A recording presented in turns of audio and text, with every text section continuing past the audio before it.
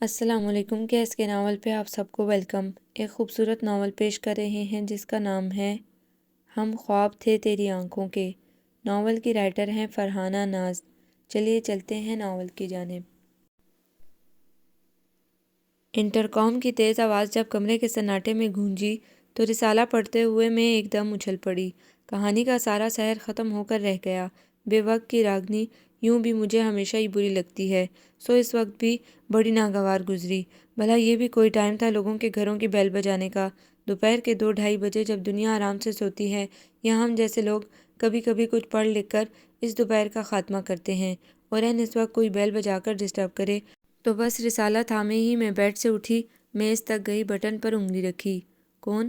غصہ تو پہلے ہی ناک پر دھرا تھا، پیشانی پر بل بھی کئی پڑ چکے تھے، سو آواز میں بھی کافی سختی پیدا ہو گئی۔ میں جواباً کوئی انجانی آواز انتہائی مختصر الفاظ لیے گونجی تو مجھے اور بھی غصہ آ گیا۔ یہ میں کیا ہوتا ہے؟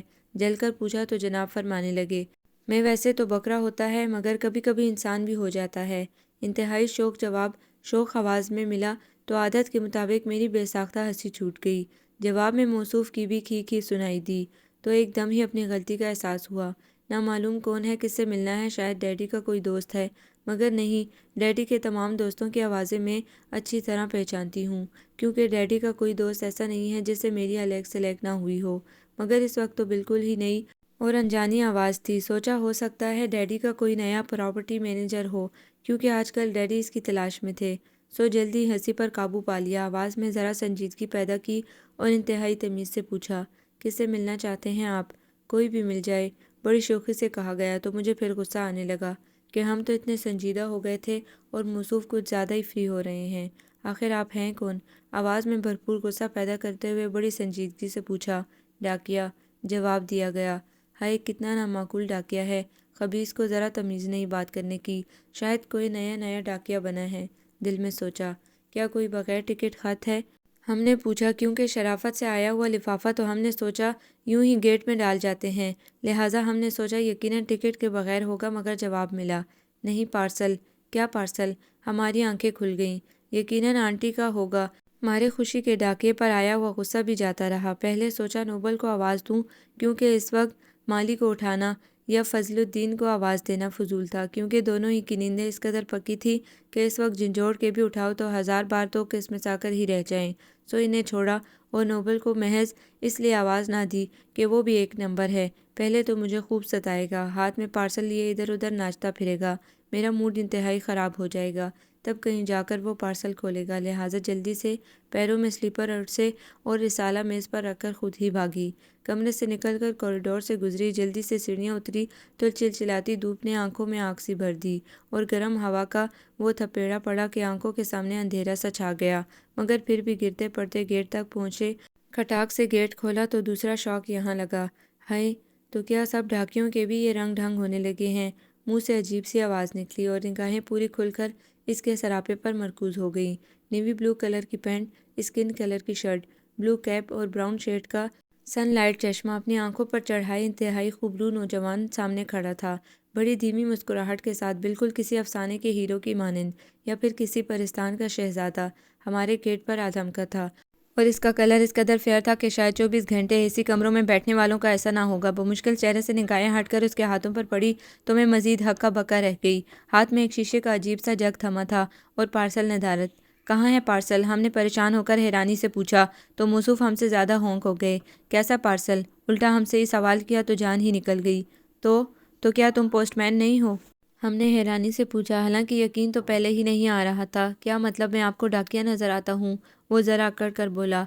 ہائے تو پھر وہ خبیث کون تھا؟ میں چیخی تو جناب نے دھیمی سی مسکراہٹ کے ساتھ نگاہیں نیچے کر کے گردن جھکا دی۔ یہ کیا بدتمیزی ہے؟ جی یہ بدتمیزی نہیں، جگ ہے۔ میرے چیختے ہی ہاتھ میں تھما جگ جھٹ میرے آگے کر دیا۔ غصہ مزید دو چند ہو گیا اور میں پھر چیخی، شرم نہیں آتی آپ لوگوں کو اس طرح دوسروں کو آرام کے وقت تنگ کرتے ہوئے؟ زندگی میں پہلی بار اس قدر منہ پھٹ قسم کے سر پھرے نوجوان سے واسطہ پڑا تھا۔ کمبخت ترکی بترکی جواب دے رہا تھا، بجائے اپنی غلطی پر نادم ہونے کے بڑی ڈٹھائی سے مسکرائے جا رہا تھا۔ سوچا اس سر پھرے کے مزید منہ لگنے سے بہتر ہے گیٹ بند کر کے واپس ہو لوں، اور اسی ارادے کے تحت میرا ہاتھ گیٹ بند کرنے کے لیے بڑھا تو میرا ارادہ بھانپتے ہی وہ چلایا، ارے رے یہ کیا کر رہی ہو؟ اتنی مشکل سے تو باہر آئی ہو، ہیں بغیر مدت سنے، مزید کچھ رہ گیا ہے سنانے کے لیے؟ میں بیچ میں ہی بول پڑی تو حضرت فرمانے لگے، ہاں رہ تو گیا ہے سنانے کے لیے، مگر تمہاری صحت کے لیے۔ اس نے اوپر سے نیچے تک میرا جائزہ لیا۔ آخر آپ چاہتے کیا ہیں؟ میں نے زچ ہو کر پوچھا۔ صرف ایک جگ پانی فی الحال، اگر آپ عنایت کر دیں تو بڑی نوازش ہوگی۔ اس بار موصوف نے ذرا انکساری سے فرمایا اور جگ میری طرف بڑھا دیا۔ میں نے حیرت سے کچھ کہنے کے لیے لب کھولنے چاہے تو فوراً میری حیرانی کو کیچ کرتے ہوئے کہا، نہیں نہیں، میں پینے کے لیے نہیں مانگ رہا، دراصل وہ میری گاڑی ہے نا۔ اس نے سامنے کھڑی گاڑی کی طرف اشارہ کرتے ہوئے کہا۔ میں نے اچک کر دیکھا تو وہ گاڑی کم اور چکڑا زیادہ نظر آئی۔ دراصل یہ عین آپ کے گیٹ کے سامنے رک گئی۔ ذرا ٹھوک بجا کر دیکھا تو معلوم ہوا کہ پانی ختم ہو گیا ہے۔ بہت پریشانی ہوئی، سوچا یہاں سے لیا جائے پانی۔ گاڑی کی سیدھ میں نظر دوڑائی تو معلوم ہوا کہ سامنے آپ ہی کا گیٹ ہے، لہٰذا یہاں چلا آیا اور آپ کو انتہائی زحمت دی۔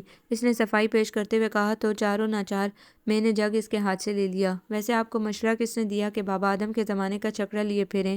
میں نے جگ لیتے ہوئے کہا تو جناب فوراً بولے، ارے خدا کی قسم، یہ چھکڑا میری نہیں، ماں بدولت کی تو A1 مرسیڈیز ہے، یہ تو میرے دوست مفتی کی ہے۔ سالہ سسرال میں ذرا دھاک بٹھانے کے لیے میری گاڑی لے گیا تھا، لہٰذا 2-4 دن کے لیے اس کی یہ چھکڑا مجھے ہی گھسیٹنی پڑ رہی ہے۔ نعمانہ جلدی آؤ، میچ شروع ہونے والا ہے۔ نوبل کی تیز آواز گونجی تو جگ ہاتھ میں تھامے میں جلدی سے پلٹی تو عین اسی وقت کب سے آواز آئی، نعمانہ ذرا جلدی پانی لانا۔ پاؤں لڑکھڑا کے ڈگمگائے تو کمبخت کو نام بھی پتہ چل گیا اور اس بار غصہ نوبل پر آیا۔ پانی بعد میں لینے گئی، پہلے نوبل کے کمرے میں جا دھمکی اور اس کی کمر پر زور سے ایک دھپ رسید کی تو وہ ٹی وی لگاتے لگاتے بری طرح اچھل پڑا۔ یا الہی خیر، یہ آج بن گرجے کیسے برس پڑے، وہ کہتے ہوئے پلٹا۔ شرم نہیں آتی میرا نام لیتے ہوئے؟ باجی کہا کرو بڑی ہوں تم سے۔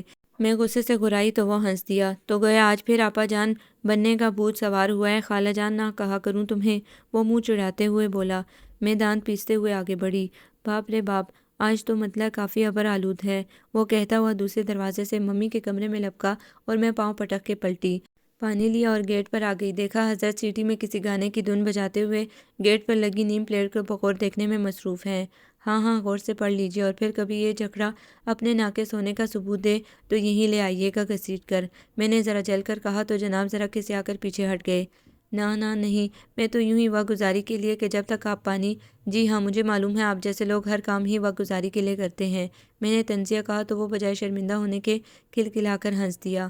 آپ یہ سمجھتی ہیں تو یہی صحیح، حالانکہ میں ایسا نہیں، کہتے ہوئے اس نے جگ میرے ہاتھ سے لے لیا۔ بہت شکریہ، بڑی تکلیف دی آپ کو۔ اس نے رسمی سے کلمات ادا کیے۔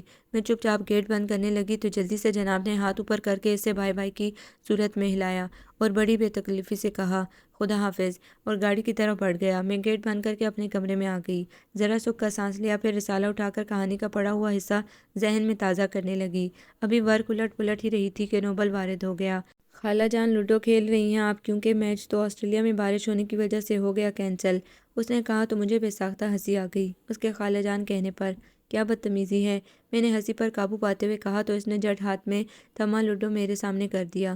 یہ بدتمیزی نہیں، لوڈو ہے، اس نے کہا تو ایک لمحے کو میں خاموش ہو گئی۔ کچھ دیر پہلے کا نوجوان میری آنکھوں میں گم گیا اور مجھے لگا میں ایک بار پھر گیٹ پر آ گئی ہوں۔ جی یہ بدتمیزی نہیں، جگ ہے۔ خالہ جان اتنی سیریس کیوں ہو گئی ہیں؟ مجھے بونچکا سا دے کر وہ بولا تو میں جلد یاپے میں آ گئی اور چیخی، نوبی، اور وہ دھم سے لوڈو لیے بیڈ پر آ رہا۔ گوٹی کون سی لوگی؟ سرخ؟ یہ سرخ کیوں اتنا پسند ہے؟ اس نے معنی خیز انداز میں مسکراتے ہوئے آنکھیں گھمائیں تو میں نے فوراً اسے گھورا اور وہ ہنستے ہوئے گوٹیاں جمانے لگا۔ بے ایمانی تو نہیں کرو گے؟ کیونکہ اس کی عادت تھی کہ ہارتے وقت فوراً بے ایمانی پر اتر آتا، گوٹیاں غائب کر دیتا اس صفائی سے کہ مجھے گمان تک نہ ہوتا، یا پھر 2-4 نمبروں کے آگے پیچھے ہیر پھیر کر جاتا موقع کے لحاظ سے۔ اپنی پٹتی گوٹی بڑی کمال صفائی سے بچا جاتا اور میری اچھی بھلی سیف گوٹی کو بھی یر ڈالتا، اور جب میں چلاتی تو ایسا دلاسا دیتا کہ مجھے خاموش ہونا پڑتا۔ اس لیے میں نے اسے ٹوکا تو وہ جھٹ کانوں تک ہاتھ لے گیا۔ نہ توبہ کرو، خالہ اماں سے اور بے ایمانی کروں یہ میری مجال، اس نے کہا اور پھر ایک بار میری ہنسی چھوٹ گئی۔ کھیل شروع ہوا اور کچھ دیر بعد ہی مجھے محسوس ہوا کہ اس بار میں ہی ہاروں گی۔ اچھی خاصی نروس ہو گئی۔ ویسے تو کوئی بات نہ تھی، ہار جیت تو ہوتی رہتی ہے، مگر مصیبت یہ تھی کہ نوبل کا بچہ اپنی 10 دفعہ کی ہار تو فٹ سے بھول جاتا اور اگر میں ایک بار بھی ہار جاتی تو وہ ہاتھ دھو کر میرے پیچھے پڑ جاتا، اس پر اچھی خاصی جھڑپ ہو جاتی، اس کا تو کچھ نہ جاتا، ممی کی ڈانٹ سننی پڑتی مجھے۔ اس بار بھی معاملہ کچھ الٹا ہی نظر آتا تھا۔ سوچا خاموشی سے اپنی ایک آدھ گوٹی پار کر لوں، یہی سوچ کر میں نے اس کی آنکھ بچا کر بڑی خاموشی سے اپنی 2 بند گوٹیوں میں سے ایک گوٹی کھسکا کر بیڈ پر گرا لی اور فوراً ہی پاؤں کے نیچے دبا لی۔ یہ بے ایمانی کرنے کی پہلی کوشش تھی، مگر یہ کیا، وہ چیخا، نعمانہ تمہاری ایک گوٹی کہاں ہے؟ کون سی؟ بمشکل میری آواز نکلی۔ ابھی 2 بند تھی، ایک کہاں گئی؟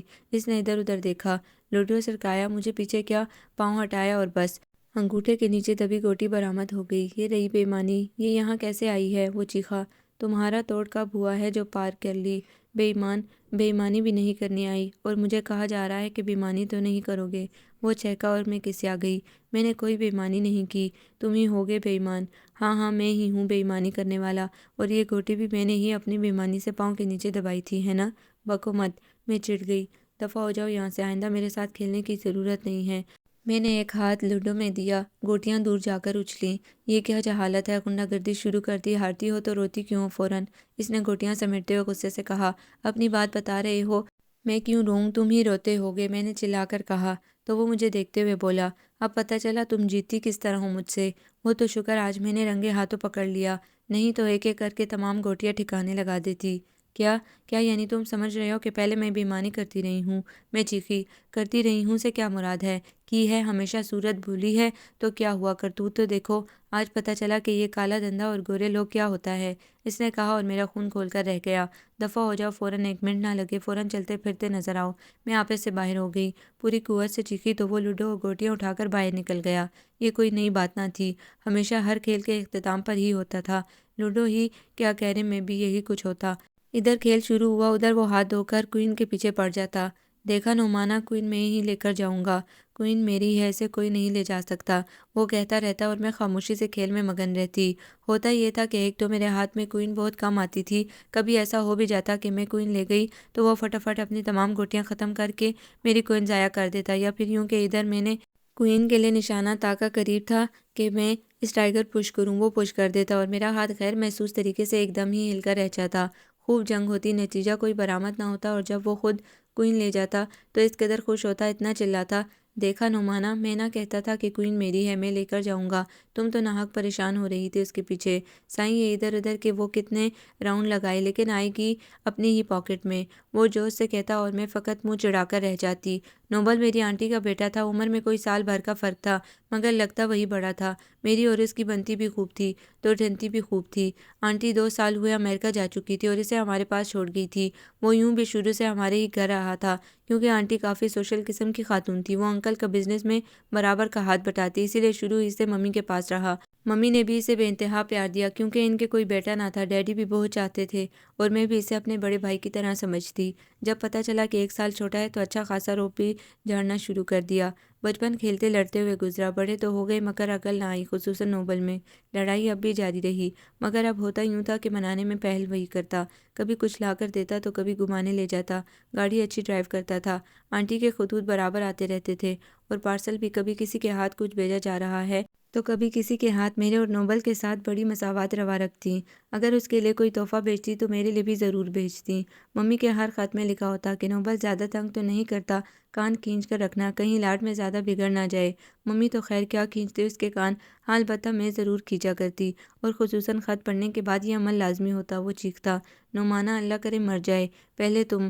میں جھٹ کہتی تو وہ اور جھنجھلاتا، ارے واہ، میں کیوں مروں پہلے، ابھی میں نے دیکھا ہی کیا ہے، ابھی تو مجھے بڑے بڑے کام کرنے ہیں، بس رہنے دو، تم جیسے کامچوروں کی قوم کو ضرورت نہیں، جو کیسٹیں سنتے کملیں دیکھتے وقت گزاریں اور سپلیمنٹری امتحان دے کر پاس ہوں۔ میں کہتی اور وہ چڑھ جاتا، خود تو بہت قابل ہیں، بجا فرمایا آپ نے، یہ آپ کا ہی نہیں بہت سوں کا خیال ہے، میں اکڑ کے کہتی، اور بس وہ منہ پھلا کر چلا جاتا۔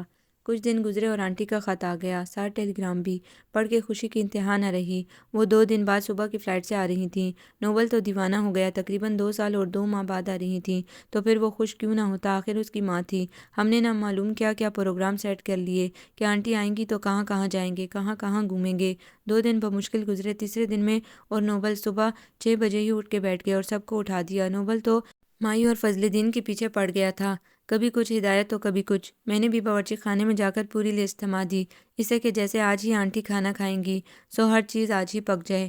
آنٹی کی فلائٹ صبح 10 بجے کی تھی، اور نوبل ہمیں لے کے 8:30 بجے ہی ایئرپورٹ کے لیے روانہ ہو گیا۔ نوبل رات سوئے بھی تھے یا نہیں، میں نے اسے چھیڑا، جو اس وقت بڑے ترنگ میں تھا۔ نہیں، بالکل نہیں، نیند ہی نہیں آئی، اس نے گاڑی کی رفتار بڑھاتے ہوئے کہا۔ تو پھر کتنے تارے گئے؟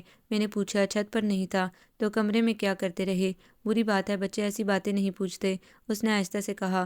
مبادہ پیچھے بیٹھی ممی نہ سن لے۔ کیا بکواسا، میں تم سے بڑی ہوں۔ میں نے تب اپنے بڑے ہونے کا احساس دلایا اور ممی نے سن لیا۔ نعمانہ، کیا بدتمیزی ہے، راستے میں بھی لڑنے سے باز نہیں آؤ گی۔ ممی نے مجھے ڈانٹا اور نوبل نے خوش ہوتے ہوئے کنکیوں سے مجھے دیکھا۔ مارے غصے کے میں نے کیسٹ فل آواز میں لگا دیا۔ سارے راستے کھڑکی سے باہر گردن نکالے بیٹھی رہی۔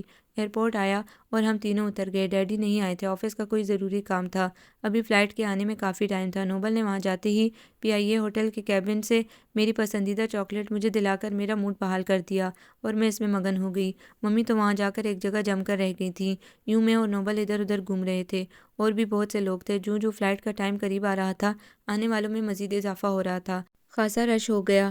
بس اسی لمحے چلتے ہوئے مجھے محسوس ہوا جیسے کسی نے مجھے پکارا ہے۔ بڑے دھیمے سے آواز دی، ہو نعمانہ۔ میں نے چونک کر ادھر ادھر دیکھا، کوئی شناسا نظر نہ آیا۔ پلٹ کر دیکھنا چاہا تو نوبل نے ٹوکا، کیا بدتمیزی ہے، ڈھنگ سے چلو، یہ کیا آنکھیں ادھر ادھر گھما رہی ہو، کیا ایئرپورٹ کبھی نہیں دیکھا؟ اس نے آہستہ سے مجھے ڈانٹا کیونکہ کافی لوگ برابر چل رہے تھے۔ نوبی، وہ مجھے کسی نے پکارا ہے۔ میں اس سے کہہ ہی دیا، تمہارے تو کان بجتے ہیں۔ اس نے پھر ڈانٹ کے سے انداز میں کہا، نہیں بائی گاڈ، نہیں، میں نے خود سنا ہے، مجھے کسی نے آواز دی ہے، جیسے دھیمے سے کسی نے کہا ہو نعمانہ۔ میں نے اسی انداز میں کہا جیسے میں نے سنا تھا اور نوبل ہنس دیا۔ ہوائیں تمہیں صدائیں دیتی ہیں تو پھر؟ میں نے حیرانی سے کہا۔ پھر کیا، اڑ جاؤ ہوا بن کے، وہ مذاق پر اتر آیا۔ اور تم؟ میں نے کچھ کہنا چاہا تو وہ بیچ میں یہ بول پڑا، ارے تم پہلے ہوا بن کے تو آؤ، پھر دیکھنا میں کیسے بادل بن کے تمہارا راستہ روکتا ہوں۔ بڑے آئے راستہ روکنے والے، پتہ ہے ہوا میں بڑی طاقت ہوتی ہے، وہ بادل کو بھی ساتھ لے اڑتی ہے۔ اس سے بڑھ کر اور خوش نصیبی کیا ہوگی؟ میں تو خود چاہتا ہوں کہ ہوا مجھے لے کر اڑ جائے، ایسی جگہ جہاں کوئی نہ ہو۔ وہ ترنگ میں بولا تو مجھے ہنسی آ گئی۔ بھئی واہ، کیا خوب اڑنے اڑانے والے جذبات ہیں، بڑے اچھے نظریات ہیں، مگر یہ آدم بیزار کیوں ہو گئے جو ایسی جگہ پر جانا چاہتے ہو جہاں کوئی نہ ہو؟ بس مزہ ہی ان جگہوں پر آتا ہے جہاں خاموشی ہو، فقط لہروں کا مدم شور ہو۔ میں ہوں، اور میں نے درمیان میں ہی اس کی بات کاٹتے ہوئے کہا، اور اس کے کچھ کہنے سے پہلے ہی اناؤنسمنٹ ہونے لگی۔ فلائٹ آنے کا ٹائم ہو چکا تھا اور پھر کچھ دیر بعد ہی جہاز نے لینڈ کیا۔ تبھی مجھے آنٹی نظر آ گئیں۔ وہ اتر کر ہماری طرف ہی آ رہی تھیں۔ وہ ہمیں دیکھ چکی تھیں اور ہم پھر بھی مسلسل ہاتھ لہرا کر انہیں اپنی طرف متوجہ کر رہے تھے۔ جوں ہی وہ قریب آئیں، ہم ان کی طرف لپکے۔ میرا تو بس نہیں چل رہا تھا، کیا کروں کیا کہوں، مجھے آنٹی بہت اچھی لگتی تھیں۔ کچھ اور نہ بن پڑا تو بے تحاشا دوڑتی ہوئی ان کے گلے لگ گئی۔ آنٹی، پیاری آنٹی، کیسی ہیں؟ اتنے دن کیوں لگائے آپ نے آنے میں؟ بس یہی کچھ کہہ سکی۔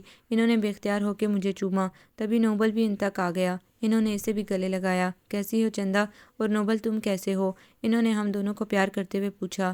ویری فائن، ہم ایک زبان ہو کے بولے اور وہ ہنستی ہوئی ممی کی طرف بڑھ گئی۔ ہم لوگ باہر آ گئے اور نوبل، ممی، میں اور آنٹی گاڑی کے پاس کھڑے باتیں کرنے لگے۔ تبھی میں نے سوچا اندر جا کر کیبن سے چاکلیٹ کے 1-2 پیکٹ اور لے آؤں، راستے میں شگل رہے گا۔ یہی سوچ کر میں ممی سے کہہ کر اندر آ گئی۔ کیبن پر پہنچی 2 پیکٹ چاکلیٹ کے لیے واپس آنے لگی اور تبھی سیڑھیاں اترتے ہوئے ایک دم ہی میرا پاؤں مڑ گیا اور میں بری طرح لڑکھڑا کر رہ گئی۔ اتنے لوگوں کے بیچ اپنے یوں ڈگمگانے پر میں کافی نروس ہو گئی تھی۔ بڑے ترنگ میں پینسل ہیل پہنی تھی۔ ستم بلائے ستم، ایک تو اس بری طرح جھٹکا لگا، دوسرے عقب سے آواز آئی، سنبھل کے۔ اپنے اس لڑکھڑانے پر کیا کم نروس تھی جو اس نے آواز نے مزید شرمندہ کر دیا۔ اپنے اوپر لعنت بھیجی، پینسل ہیل پر غصہ آیا، چاکلیٹ پر تاؤ آیا، اور پھر یہ آواز پلٹ کر دیکھا اور دیکھتی ہی رہ گئی۔ کچھ بھی تو نہیں بدلا تھا، وہی سنہری گھنگریالے بال، وہی چمکدار نیلی نیلی آنکھیں، وہی گلابی رنگت، وہی سرخی مائل ہونٹ، وہی بلا کا قیامت خیز تبسم، وہی خوبصورت اسمارٹ جسم۔ یا خدایا، یہ انسان ہے یا کسی اور دنیا کا بندہ ہے؟ ایسے شہزادے تو جنوں اور پریوں کے قصوں میں ہوا کرتے تھے، یہ حقیقت کی دنیا میں کہاں چھم سے اتر آیا؟ ایک لمحہ بھی نہ لگا اسے پہچاننے میں۔ وہ چلچلاتی دوپہر، وہ انٹرکام پر گفتگو، اور پھر وہ مصنوعی ڈاکیا، وہ جگ، وہ پانی، سب گڑمڑ ہو کر میرے ذہن کے پردے پر کچھ اس طرح واضح طور پر ابھر آیا کہ جیسے یہ کل ہی کی بات ہو۔ اور تب سمجھ میں آیا کہ کچھ دیر تک ہواؤں میں میرے نام کی باز گشت اسی اجنبی کی آواز کی تھی۔ اب بھی وہ کچھ کہنا چاہتا تھا مگر کہہ نہیں پا رہا تھا اور میری زبان ویسے ہی گنگ ہو کر رہ گئی تھی۔ بمشکل اپنے آپ کو سنبھالا اور ڈگمگاتے قدموں سے چل دی، مگر اس رفتار سے کہ ممی کے پاس ہی جا کر دم لیا۔ سانس اس قدر پھول رہا تھا کہ جیسے نہ معلوم کتنی مسافت لے کر آئی ہوں۔ پاؤں میں الگ تکلیف محسوس ہونے لگی تھی۔ ممی نے جو یوں میرے چہرے پر ہوائیاں اڑتی دیکھی تو گھبرا گئی۔ کیا ہوا بیٹے؟ کچھ نہیں ممی، بس پاؤں میں موچ آ گئی ہے، میں نے دھیمے سے کہا تو وہ اور پریشان ہو گئی۔ کیسی آئی موچ؟ زیادہ تکلیف تو نہیں ہو رہی؟ اور کہیں چوٹ تو نہیں آئی؟ انہوں نے بے ساختہ کئی سوال کر ڈالے۔ وہ اسی طرح پریشان ہو جایا کرتی تھی، میرے لیے بھی میں ہنستی۔ نہیں ممی ٹھیک ہوں، بس فی الحال پاؤں میں ہی چوٹ آئی ہے، میں نے کہا، اور دل کی چوٹ کو صاف بچا گئی، حالانکہ میں محسوس کر رہی تھی۔ گھر آئے تو گفتگو کا ایک سلسلہ بن گیا۔ آنٹی وہاں کی باتیں بتا رہی تھی اور ہم یہاں کے قصے بیان کر رہے تھے۔ آنٹی صرف 15 دن کے لیے آئی تھی اور یہ عرصہ بہت مختصر تھا۔ دن بڑے خوشگوار گزر رہے تھے۔ ہم آنٹی کو روز ہی کہیں نہ کہیں لے جاتے، کبھی کسی کے گھر تو کبھی کسی تفریح گاہ پر۔ اس دن ہمارا کلفٹن جانے کا پروگرام بن گیا تھا، کچھ اس طرح کہ پہلے آنٹی کی ایک دوست کو گھر سے لیتے ہوئے کلفٹن جانے کا پروگرام تھا۔ ممی نے معذرت کر لی تھی کیونکہ ان کی طبیعت ٹھیک نہ تھی۔ دوپہر کو آنٹی میرے ہی کمرے میں تھی اور ہم ادھر ادھر کی گپیں ہانک رہے تھے۔ نوبل تھوڑی دیر پہلے ہی اپنے کمرے میں چلا گیا تھا۔ تبھی آنٹی نے مجھ سے پوچھا، اور نعمانہ رانی، یہ نوبی کا بچہ تو تمہیں تنگ نہیں کرتا تھا؟ آنٹی کا اتنا پوچھنا تھا کہ میں شروع۔ آنٹی ایسا ویسا بہت زیادہ، اور مجھے تو بہت ہی تنگ کیا ہے، اور پتہ ہے آنٹی، روب تو اس طرح جھاڑتا ہے مجھ پر کہ جیسے میں اس سے چھوٹی ہوں۔ دیکھیے آنٹی، کہیں میں اس سے چھوٹی ہوں؟ اور معلوم ہے آنٹی، کوئی کھیل کھیلو تو اتنی بے ایمانی کرے گا کہ بس، اور کہے گا یہ کہ تم بے ایمان ہو۔ اور دیکھیں آنٹی، اگر میں ہار جاؤں تو مجھے چڑھاتا ہے، اور خود ہار جائے تو کہے گا ہار جیت تو ہوتی رہتی ہے۔ اور پتہ ہے آنٹی، لڑتا بہت ہے مجھ سے، اور خواہ مخواہ کی شکایتیں ممی سے کرتا ہے تاکہ ممی مجھ کو ڈانٹے اور وہ خوش ہو، اور مجھے چڑیل بھی کہتا ہے۔ میں نے بولنا شروع کیا تو بولتی ہی چلی گئی، اور آنٹی کو واقعی غصہ آ گیا۔ اچھا تو یہ بات ہے، آنے دو اس نوبی کو، ابھی بتاؤں گی، انہوں نے کہا تو میں نے انہیں مزید اکسایا۔ اور آنٹی پتہ ہے یہ فیل بھی ہو گیا ہے BSc میں، پڑھتا پڑھاتا کچھ نہیں، بس ہر وقت کھیل اور گھومنے کی بات کرتا ہے۔ جبھی تو 2 پیپروں میں رہ گیا ہے، اور آنٹی میں تو پاس بھی ہو گئی۔ اور پتہ ہے آنٹی، جب یہ فیل ہوا تو مجھ سے کہا کہ ممی کو پتہ نہ چلے، خط میں مت لکھنا۔ میں نے جو بتایا تو وہ اور بھڑک اٹھیں۔ اچھا تو فیل بھی ہو گیا، اور مجھے تو لکھا کہ میں پاس ہو گیا ہوں بہت اچھے نمبروں سے۔ تو یہ کرتوت رہے ہیں اس کے، آنے دو خبیث کو۔ آنے دو کیا آنٹی، میں ابھی بلا کر لاتی ہوں، اپنے کمرے میں ہوگا۔ میں جھٹ اسے بلانے دوڑی، مبادا آنٹی کا غصہ نہ ٹھنڈا ہو جائے اور وہ ڈانٹ پڑنے سے بچ جائے۔ اب تو میرے خوش ہونے کی باری تھی۔ بڑا خوش ہوتا تھا جب ممی مجھے ڈانٹتی تھی، اور کبھی دلاسا بھی دیتا تو اس طرح کے پھوٹ پھوٹ کے رونا آ جاتا۔ میں جلدی سے نوبل کو گھسیٹ لائی، اور آنٹی نے آتے ہی اس کا کان کھینچا۔ کیوں نوبی، کیا کرتے رہے ہو یہاں؟ جی ممی، کیا مطلب؟ وہ حیران ہو گیا۔ مطلب یہ کہ تم نعمانہ سے لڑتے ہو اور اس سے تنگ کرتے تھے؟ نہیں بالکل نہیں، وہ صاف مکر گیا، اور میں چیخ پڑی، ہائے کتنا جھوٹ! نہیں تو کیا نعمانہ تم سے لڑتی تھی؟ آنٹی نے دوبارہ سوال کیا تو وہ جھٹ بولا، نہیں ممی یہ بھی نہیں، یہی تو میرا بڑا خیال رکھتی ہے، اور ممی لڑائی تو ہماری ہوتی ہی نہیں۔ اس نے سنجیدگی سے کہا تو میں بونکاسی رہ گئی۔ میں تو سمجھی تھی کہ وہ اپنی صفائی میں بہت کچھ کہے گا یا پھر میری زیادتیاں گنوائے گا، مگر یہاں تو معاملہ ہی کچھ الٹ سا ہو گیا تھا۔ اس نے تو مجھے بھی اچھا ظاہر کر دیا تھا اور اپنے آپ کو بھی صاف بچا گیا۔ یوں آنٹی کا غصہ دھیما پڑ گیا، پھر بھی وہ کچھ کہنے والی تھی کہ ممی آ گئیں۔ کیا ہو رہا ہے بھائی؟ ممی نے محبت سے پوچھا۔ کچھ نہیں باجی، بس ذرا ان صاحبزادے کی خبر لے رہی ہوں، بڑا تنگ کیا اس نے ہماری چندہ رانی کو، آنٹی نے پیار سے مجھے چمکارتے ہوئے کہا تو ممی نے جھٹ نوبل کی سائڈ لی۔ بس رہنے دو، یہ بھی کم نہیں ہے۔ اور یوں قصہ یہیں ختم ہو گیا۔ شام ہوئی اور ہم اپنی تیاری میں مشغول ہو گئے۔ پروگرام کے مطابق پہلے آنٹی کی دوست کے گھر گئے اور پھر وہیں سے کلفٹن کے لیے روانہ ہو گئے۔ وہاں پہنچے تو آنٹی بڑی خوش ہوئیں اور حیران بھی، کیونکہ یہاں کافی تبدیلیاں آ گئی تھی۔ ڈیجنگ کار میں بیٹھنے کا نمبر آیا تو نوبل نے صاف منع کر دیا، نہیں اس میں نہیں بیٹھوں گی۔ کیوں نہیں بیٹھوں گی؟ میں ٹھٹکی، بس کہہ دیا۔ لیکن آخر کیوں؟ میں نے ذرا کی، کیا بکواس ہے نعمانہ کی بچی، سمجھ میں نہیں آتا تمہاری، کہہ دیا ایک بار، یہاں لڑکیوں کا بیٹھنا ٹھیک نہیں، لوگ بدتمیزی کرتے ہیں۔ اس نے مجھے سمجھایا مگر میں نہ مانی، ایک ہی رٹ لگائے رکھی، بیٹھوں گی بس۔ حقیقت یہ تھی کہ ڈیجنگ کار میں بیٹھنا سب سے اچھا لگتا تھا۔ لاکھ یہاں اور نئے جھولے لگ گئے تھے، مگر اس کی اہمیت اب بھی وہی تھی میری نظر میں۔ آنٹی نے سنا تو فوراً میری سائڈ لی۔ کیا بات ہے نوبی، کیوں نہیں مانتے بات اس کی؟ آنٹی نے کہا تو چوں بھی نہ کر سکا، مجھے ساتھ لے کر چل دیا۔ آنٹی وہیں کولڈ کارنر پر ٹھہر گئی۔ نوبل نے ٹکٹ لیا اور ہم نے مختلف گاڑیاں سنبھال لیں، لیکن حقیقت یہ تھی کہ اس دفعہ میں بیٹھ تو گئی مگر پچھتا رہی تھی، کیونکہ اس بار سوائے میرے اور کوئی بھی لڑکی نہ تھی۔ پورے ہال میں تمام لڑکے ہی تھے، مارے خجالت کی نظریں بھی نہیں اٹھا پا رہی تھی۔ نوبل پر غصہ آ رہا تھا جو مارے غصے کے میرے ساتھ نہیں بیٹھا تھا، مگر اب کیا ہو سکتا تھا؟ خاموشی سے نظریں جھکائے اپنا اسٹیئرنگ سنبھال لیا۔ رنگ بجی اور گاڑیاں ہال میں دوڑنے لگی۔ ابھی آدھا راؤنڈ بھی نہ ہوا تھا کہ پیچھے سے زور کا دھکا لگا، گویا بدتمیزی شروع ہو گئی۔ یہاں بیٹھنے کے بعد انسان آٹومیٹک ایسے دھکے کھانے کے لیے تیار ہو جاتا ہے۔ ذہنی طور پر سو میں بھی تیار تھی، لہٰذا میں بھی سنبھل گئی اور اپنا بدلہ لینے کے لیے گاڑی کو بیک کیا اور پوری رفتار سے آگے بڑھی۔ مگر نگاہیں سامنے اٹھتے ہی پاؤں اپنی جگہ سے ہٹ گیا اور تیز رفتار گاڑی مد مقابل گاڑی سے ٹکرانے سے پہلے ہی رک گئی۔ ایسا کیوں ہوا یہ میں نہیں جانتی، البتہ دل بڑے زور سے دھڑکا اور نگاہیں جو اٹھی تو جھک نہ سکی۔ وہیں خوابوں کا شہزادہ، گمنام شہزادہ آج پھر سامنے تھا۔ اف کیا اندازے تھے اس کے! اپنے گاڑی کا اسٹیئرنگ سنبھالے نگاہوں میں شرارتیں لیے مسکراتے ہوئے مجھے دیکھ رہا تھا۔ اس کی نیلی نیلی آنکھیں عجیب انداز میں چمکنے لگی تھی۔ اس کے لبوں پہ کھیلتی مسکراہٹ نے میرے لبوں کو بھی جنبش دے دی۔ میں دھیمے سے مسکرا دی۔ مگر ہائی یہ کیا! اس کی گاڑی کو پیچھے سے زور کا دھکا لگا اور سامنے میری گاڑی سے ٹکرا گئی۔ مگر میں بری طرح بوکھلا گئی۔ گھبرا کر سامنے دیکھا تو وہ نوبل تھا، جس نے اس گاڑی کو بری طرح ٹکر ماری تھی، اور وہ اس قدر کھویا ہوا تھا کہ بمشکل سنبھل سکا۔ مگر نوبل نے یہیں بس نہ کیا اور مستقل اس کی کار کے پیچھے پڑ گیا۔ نہ معلوم کیوں اس وقت مجھے نوبل پر بڑا تاؤ آیا۔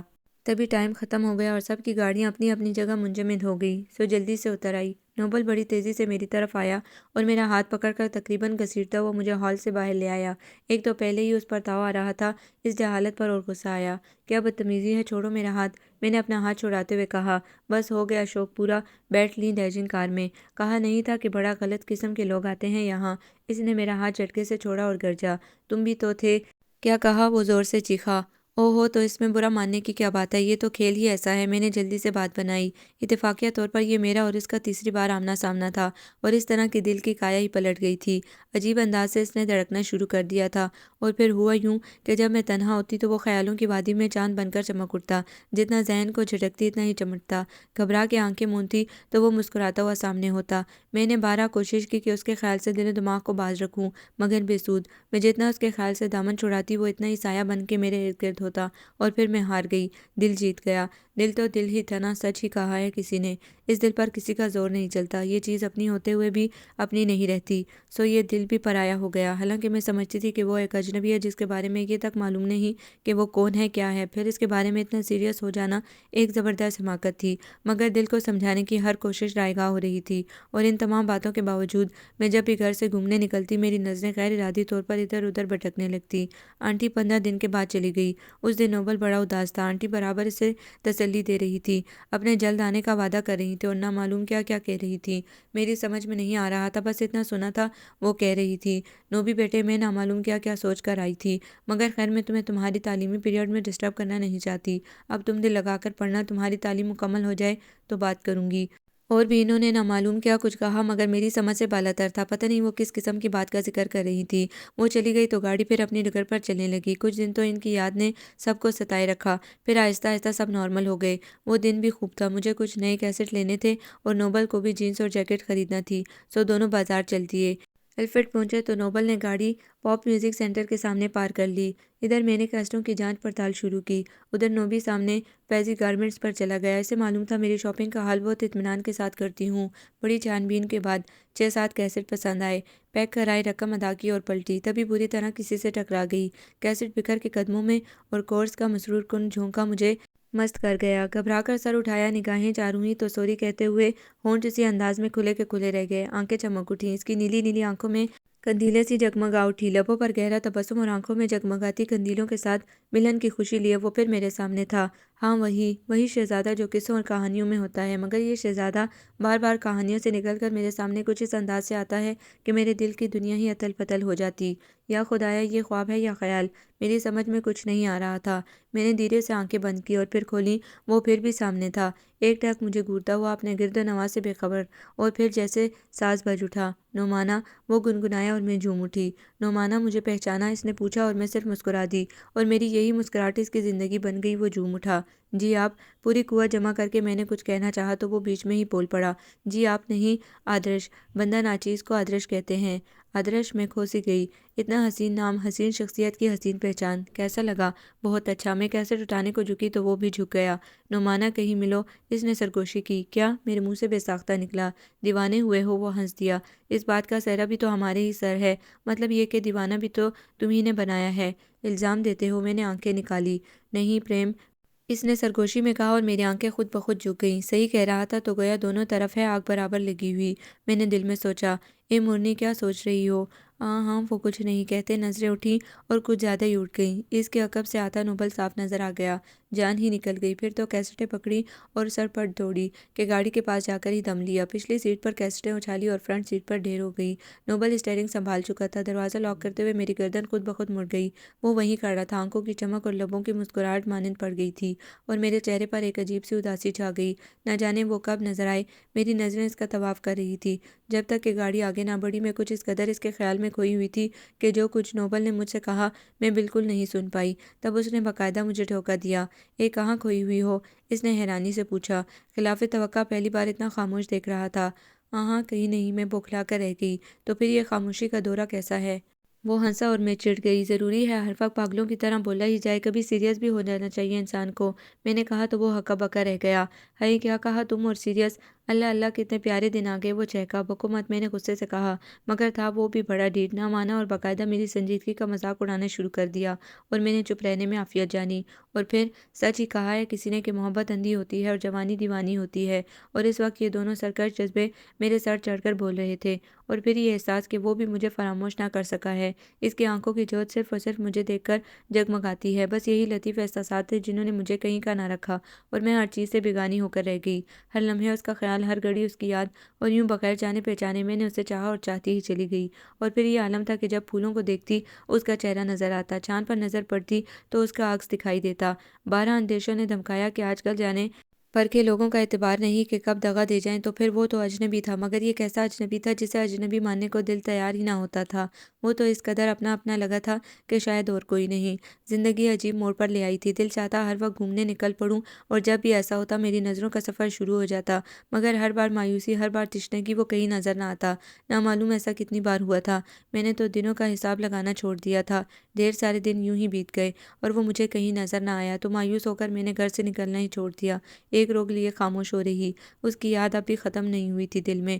ارمانوں آرزوؤں کا طوفان مجھے بے قل کیے رہتا، ہر آہٹ پر اس کا گمان ہوتا، ہر عکس اس کا سایہ محسوس ہوتا، اور میرے دل میں، میری روح، میرے دماغ سے ایک ہی صدا بلند ہوتی۔ میں اپنے آپ سے الجھ پڑتی۔ کون ہے جو ایک سائے کی طرح میرے دل کو چھوتا ہوا گزر جاتا ہے، کبھی پاس سے کبھی دور سے؟ کون ہے جو مجھے اپنی تنہائی کا احساس دلا جاتا ہے؟ ایک آواز، ایک نغمہ، ایک گیت بن کے رگ رگ میں اتر جاتا ہے، کبھی پاس سے کبھی دور سے، ایک خالی پن، ایک سونا پن چھوڑ دیتا ہے۔ میں اسے دیکھنا چاہتی ہوں، انگلیوں سے اس کے چہرے کو چھونا چاہتی ہوں۔ کون ہے جو پاس رہ کر بھی دور ہے؟ قدموں کی آہٹ سنتی ہوں، پلٹتی ہوں، اسے دیکھتی ہوں، تصویر بن جاتی ہوں، خود کو بھول جاتی ہوں، بے خود ہو جاتی ہوں، گھبرا کر کیسٹ لگاتی ہوں تو وہاں بھی میرے دل کی آواز نغمہ بن کے گونج اٹھتی ہے، دکھائی دیے یوں کہ بے خود کیا ہمیں آپ سے بھی جدا کر چلے۔ میں رو پڑتی، یوں لگتا ہے یہ سارے دکھی گانے میرے لیے ہی بنے ہیں۔ میری حالت کو سب نے یہ محسوس کیا۔ ممی الگ پوچھتی، ڈیڈی الگ پریشان کہ مجھے چپ کیوں لگ گئی، اور نوبل وہ تو اوٹ پٹانگ باتیں کر کے مجھے تنگ کرتا، اور میں خاموش رہتی۔ ان سب کو کیا جواب دیتی کہ مجھے کیا ہو گیا؟ میں تو خود حیران پریشان تھی کہ مجھے کیا ہو گیا ہے، اور ان سب باتوں کا انجام کیا ہوگا۔ اس دن نوبل نے ہاکس بے کا پروگرام بنایا تھا۔ نوبل کے بے حد اصرار پر میں بھی رضامند ہو گئی، مگر جب صبح ہوئی تو میں نے اپنا پروگرام ایک دم ہی منسوخ کر لیا، اور یوں ہی اپنے کمرے میں بیڈ پر دراز رہی۔ نوبل کو تو جیسے ساری رات نیند ہی نہیں آئی تھی۔ نہ معلوم کتنی صبح اٹھا، اپنی تیاری کی اور میرے کمرے میں دوڑ آیا۔ ارے یہ کیا، تم اب تک سستی پھیلا رہی ہو، جلدی اٹھو نا بھائی، دیر ہو رہی ہے۔ وہ چیخا۔ میں نہیں جاؤں گی، میری طبیعت ٹھیک نہیں، بخار ہے۔ اس نے کلائی چھوئی، ٹھنڈی پڑی تھی۔ جھوٹی کہیں کی، بہانے مت بناؤ۔ بس نہیں جاؤں گی، دل نہیں چاہ رہا۔ میری ایک ہی رٹ تھی، ایک تو تمہارے دل نے قیامت ڈھائی ہوئی ہے، کیا ہو گیا ہے تمہارے دل کو؟ بدلو اس کو۔ اس نے جھنجھلا کر میری دکھتی رگ پر ہاتھ رکھ دیا، کئی آنسو نکل پڑے۔ ہائے جان، تم رو رہی ہو؟ وہ موم ہو گیا۔ نہیں تو، میں نے آنکھیں مس لی۔ تم جاؤ روبی، کیوں ٹائم ضائع کر رہے ہو؟ میرے نہ جانے سے کیا فرق پڑتا ہے، تمہاری تو پوری کمپنی تمہارے ساتھ ہے۔ میں نے کہا تو وہ خاموشی سے چلا گیا۔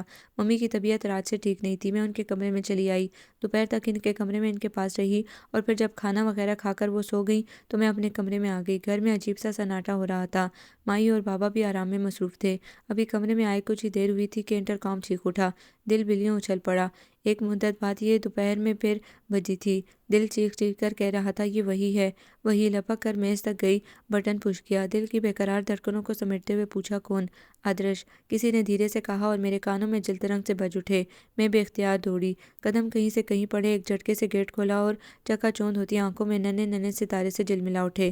شاید یہ ملن کی خوشی تھی۔ وہ تمام تر وجاہت کے ساتھ جلوہ افروز تھا۔ وقت تھما اور میں اسے دیکھتی رہ گئی۔ میری نظریں آواز کی سمت اٹھ گئی۔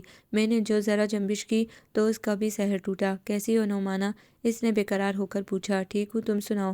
بس زندہ ہوں، خدا کرے ہمیشہ رہو۔ دل سے بے تحاشا دعا نکلی۔ کہاں کھو گئے تھے آدرش؟ بس یوں ہی بے اختیار دل کا شکوہ زبان پر مچل گیا اور کھل اٹھا۔ تو تم بھی نعمانہ، تم بھی؟ اس کی خوشی اور حیرانی قابل دید تھی۔ سچ نعمانہ، میں تو خود یہی تم سے پوچھنے والا تھا۔ یقین جانو میں نے تمہیں کہاں نہیں ڈھونڈا، کہاں نہیں دیکھا، مگر تم نے تو جیسے باہر نکلنا ہی چھوڑ دیا۔ اب یہی ایک چارہ تھا، نہ معلوم کتنی ہمت جمع کر کے یہاں آیا ہوں۔ سوچ رہا تھا اگر کوئی اور آیا تو کیا بہانہ بناؤں گا۔ سچ نعمانہ، بہت ستایا ہے تم نے۔ کہاں کھو گئی تھی آخر؟ اس نے حال دل سنایا اور جھنجھلا کر میرا سوال مجھ سے ہی دہرا دیا۔ اپنے دل میں جھانکا ہوتا، میں نے دھیرے سے کہا اور وہ ہنس دیا۔ دل میں تو پہلے دن ہی تم آ بسی تھی اور شاید اسی لیے دل تو مطمئن تھا مگر نظر بے چین۔ اس نے محویت سے مجھے گھورتے ہوئے کہا اور چپکے سے نظریں چرا گئی۔ سچ نعمانہ، اس نے بے قرار ہو کر پھر کہنا شروع کر دیا۔ جب باوجود کوشش اور تلاش کے تم کہیں نظر نہ آئی تو یوں لگا کہ جیسے زندگی کی تصویر سے سب سے حسین زندگی غیر محسوس طریقے سے ایک دم ہی نکل گیا ہو۔ ہواؤں میں وہ بات نہ رہی، میں اپنا آپ بھول گیا تھا۔ منزل نظر بھی آئی اور گم ہو گئی۔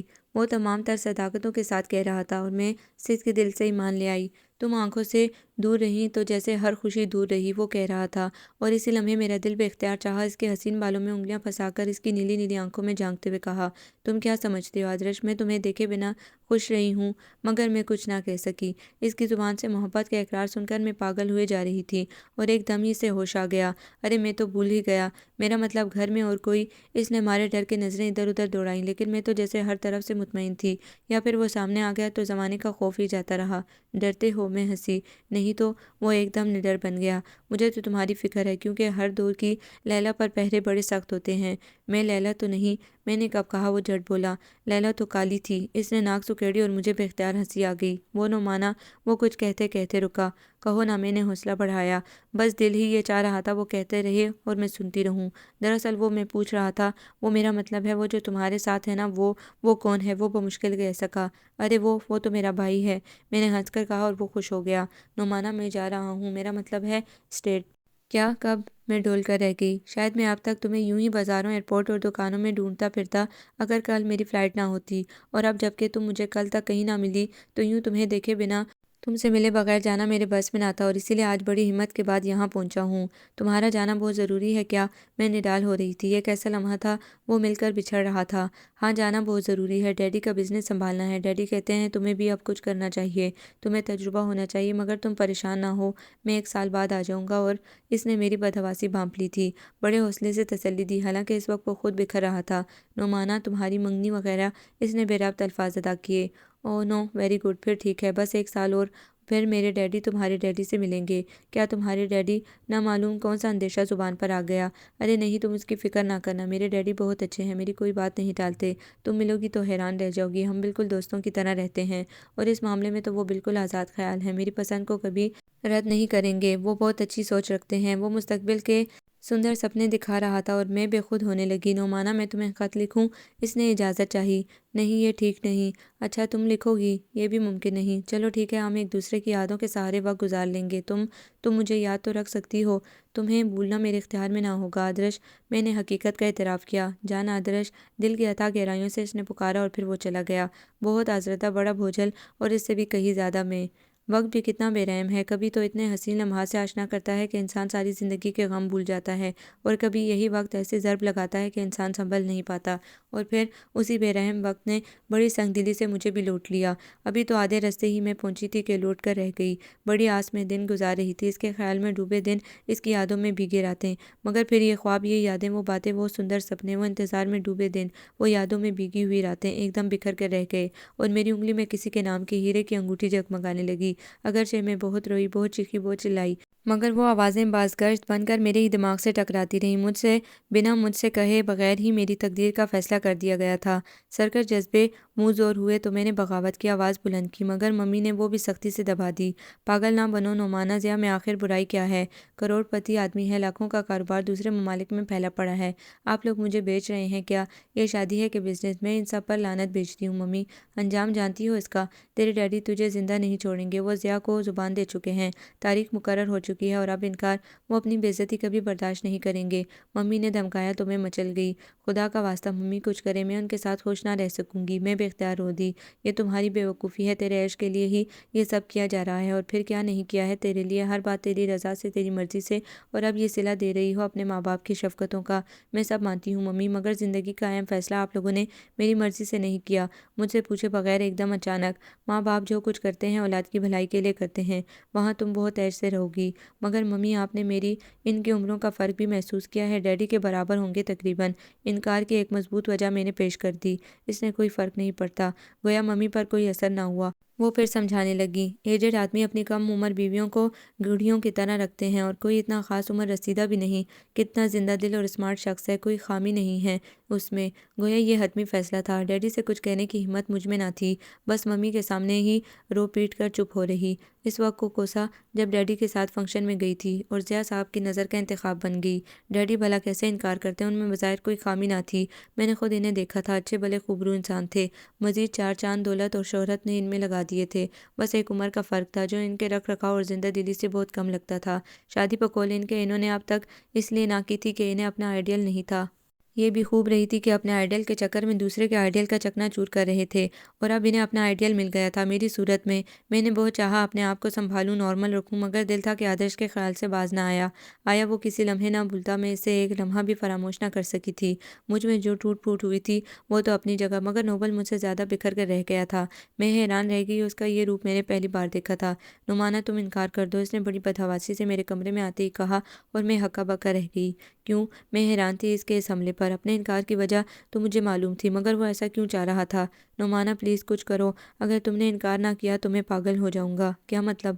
میں بونچکا سی رہ گئی۔ بس تمہیں کسی کا ہوتے نہیں دیکھ سکتا میں دماغ خراب ہے تمہارا، میں بہت کچھ سمجھ گئی، کچھ بھی کہہ لو مگر میں تمہارے بغیر ادھورا ہوں جان۔ بکو مت، وہ چیخا۔ اور پھر تم خود سوچو، تم خوش رہ سکو گی اس کے ساتھ؟ خوش تو میں تمہارے ساتھ بھی نہ رہ سکوں گی، میں نے صاف کہہ دیا۔ کیوں آخر کیوں؟ وہ چلا کر بولا، میں سارے جہان کی خوشیاں تمہارے قدموں میں ڈھیر کر دوں گا نعمانہ، وہ کہہ رہا تھا، اور میں طیش میں آ گئی۔ کیا سمجھتے ہو تم لوگ مجھے؟ میں کوئی کھلونا نہیں ہوں جسے دیکھو قیمت لگا رہا ہے، میں انسان ہوں نوبی، کوئی بکاؤ مال نہیں۔ مجھے کچھ نہیں چاہیے نوبی، کچھ نہیں چاہیے، خدا کے واسطے چلے جاؤ، مجھے میرے حال پر چھوڑ دو۔ وہ بلک بلک کر رو دی۔ میری بات مان لو نعمانہ، ورنہ بہت پچھتاؤ گی۔ میں تم سے آ کر شکایت نہیں کروں گی۔ کیوں دل پر جبر کرتی ہو؟ مجھے معلوم ہے اس بندھن سے خوش تو تم بھی نہیں ہو، صرف آنٹی انکل کی وجہ سے اپنی زندگی داؤ پر لگا رہی ہو۔ اب کچھ بھی سمجھ لو، شاید میری قسمت میں ہی یہی تھا۔ نہیں ایسا نہیں ہے، تم چاہو تو سب کچھ بدل سکتی ہو۔ چلو نعمانہ، ہم اپنی ایک الگ دنیا بنا لیں، ان لوگوں سے کہیں بہت دور چلے جاتے ہیں، پھر تم اپنا۔ اس سے پہلے کہ وہ بات مکمل کرتا، ایک زناٹے کا تھپڑ اس کے رخسار پر میری انگلیوں کا عکس چھوڑ گیا۔ چلے جاؤ یہاں سے، نکل جاؤ فوراً، تم اس گھر کی عزت کے محافظ نہیں ہو۔ میں ہر حال میں عزت سے جینا اور مرنا پسند کروں گی، خواہ میرے ارمانوں کا خون ہی کیوں نہ ہوتا رہے، مگر میں اپنی خوشیوں کی خاطر اپنے ماں باپ کی عزت کو پامال نہیں کر سکتی۔ یہ بات اگر آدرش بھی کہتا تو شاید میں نہ مانتی۔ مجھے بہرحال اس گھر کی عزت عزیز تھی، حالانکہ میرے سرکش جذبوں نے مجھے بہت اکسایا، مگر میں قسمت کا لکھا سمجھ کر سب کچھ بھول گئی، اور اپنے ارمانوں کی لاش اٹھائے بے بسی کی تصویر بنی اس محل میں آ گئی جہاں کی ہر چیز میرے نام کر دی گئی تھی، مگر میں یہ سب دیکھ کر بھی گمسم رہی، جبکہ ضیاء صاحب کی خوشیوں کا کوئی ٹھکانہ نہ تھا۔ سچ ہی کہا تھا ممی نے، شاید ضیاء صاحب نے تو مجھے گڑیا سے بھی زیادہ نازک سمجھ لیا، وہ تو مجھے کوئی کانچ کی گڑیا تصور کرتے، ہر بات میری مرضی سے، ہر چیز میری پسند سے، میری ایک مسکراہٹ پر سارے جہان کی خوشیاں قربان کرنے کو تیار رہتے، میرے ایک آنسو پر ساری جان سے تڑپ اٹھتے۔ وہ مجھے ہمیشہ ہنستا مسکراتا دیکھنا چاہتے تھے، مگر میں کوشش کے باوجود آدرش کو نہ بلا سکی۔ اس کی یادوں کا چاند ہر لمحے میرے خیالوں میں جگمگاتا رہتا، میں ہر لمحے کھوئی رہتی، باتیں ضیاء صاحب کرتے اور مجھے صدائیں آدرش کی محسوس ہوتی۔ وہ مجھے کہاں نہیں لے گئے، Bangkok, Singapore, Hong Kong, Manila اور نہ معلوم کہاں کہاں کے حسین نظاروں میں لیے گھومتے، مگر ساتھ وہ ہوتے اور مجھے ہر نظارے سے جھانکتا آدرش نظر آتا۔ وہ گھنٹوں مجھ سے باتیں کرتے اور جواباً میں انہیں ایسی خالی نظروں سے دیکھتی کہ وہ پریشان ہو جاتے۔ آفرین تھی ان پر، وہ پھر بھی مجھ سے کچھ نہ کہتے، بس ہر گھڑی میری دلجوئی میں لگے رہتے، میری خاموشی کو کوئی معنی نہ پہناتے، بلکہ یہ سمجھتے کہ شاید میں ابھی نئے ماحول میں اپنے آپ کو ایڈجسٹ نہیں کر پا رہی ہوں۔ حالانکہ حقیقت یہ بھی تھی، مگر ان کی سادگی اور حوصلہ تھا کہ میری بے اعتنائیوں کو اس فراخ دلی سے معاف اور نظر انداز کرتے رہے کہ رفتہ رفتہ اپنی زیادتیوں پر میں نے ندامت محسوس کرنے لگی، اور یوں دھیرے دھیرے میں نے حالات سے سمجھوتا کر ہی لیا۔ یہ تو نہ ہو سکا کہ آدرش کو بھلا دیا ہو، مگر پھر بھی اب ضیاء صاحب کی خوشیوں کا زیادہ احترام رکھتی۔ شاید انہوں نے اپنے رویے اور بے پناہ محبت سے ایک حد تک میرا دل جیت لیا تھا، اور ان کی خوشی کی خاطر میں نے اپنے اوپر مصنوعی خوشی کا لبادہ چڑھا لیا۔ میں خوش ہوئی تو وہ کھل اٹھے، میرا اور بھی زیادہ خیال رکھتے، مگر ان تمام باتوں کے باوجود میں نے بارہا محسوس کیا کہ وہ کبھی کبھی ایک دم اداس ہو جاتے ہیں، سوچنے لگتے ہیں، کچھ کہنا چاہتے ہیں مگر کہہ نہیں پاتے، اور میں نے بھی کچھ پوچھ کر انہیں مزید پریشان کرنا مناسب نہ سمجھا۔ مگر پھر وہ دن آ ہی گیا۔ نعمانہ، میں تم سے کچھ کہنا چاہتی ہوں، وہ کہہ ہی اٹھے۔ یہ تو بارہا میں نے بھی محسوس کیا ہے۔ پھر پوچھا، کیوں نہیں مجھ سے؟ انہوں نے مصنوعی خفگی سے کہا، شاید آپ بتانا نہیں چاہتے تھے۔ میں نے دھیمے سے کہا، نہیں یہ بات نہیں تھی، میں بتانا چاہتا تھا مگر بتا نہیں پاتا تھا۔ کیا کوئی ایسی ہی بات ہے؟ ہاں شاید، مگر بتائے بغیر میں سکون سے نہیں رہ سکتا، اور بتانے پر ایک خدشہ ہے۔